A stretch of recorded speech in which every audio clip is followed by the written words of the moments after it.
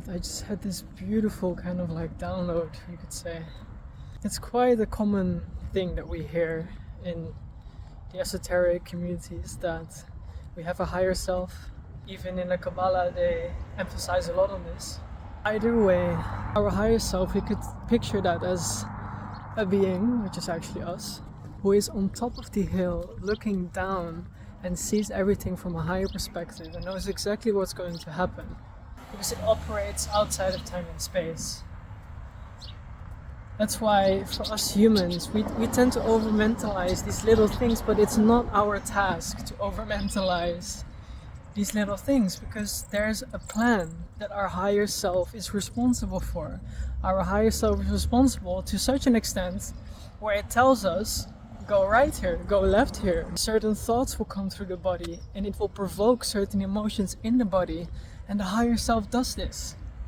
Now it led me onto this question path of what is really my responsibility then? Because there's seemingly a consciousness right now here. So the higher self's task is primarily to guide us on a certain path, which was carried out from an intention set before this incarnation of our particular consciousness. Now, all is one. We are not separate from the higher self. It's the same thing, just divided in different frequencies and vibrations. However, our mind sees it and experiences it as separate.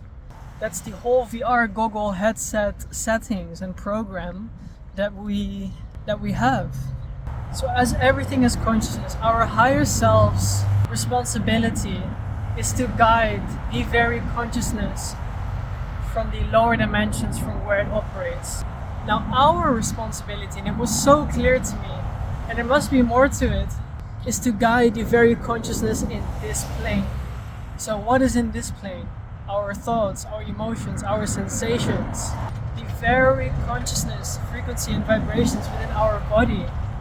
We are responsible for bringing conscious awareness to that which is still in creation, in movement, in motion, and needs, as you know, a lot of maintenance. It needs a lot of conscious awareness and love for it to operate. Without our conscious awareness, this whole grid, this whole system wouldn't even exist. There are literally beings in our universe that hold the structure of this particular three-dimensional reality that we're in. That's their task. But our task is this body. So our responsibility is basically just the vantage point that we have.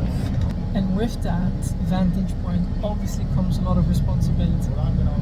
And that is most of the other perspectives that we have of, we have free will and we create our reality, understand our place within these dimensions, and to really come to the realization and knowing that we are not separate of any of those.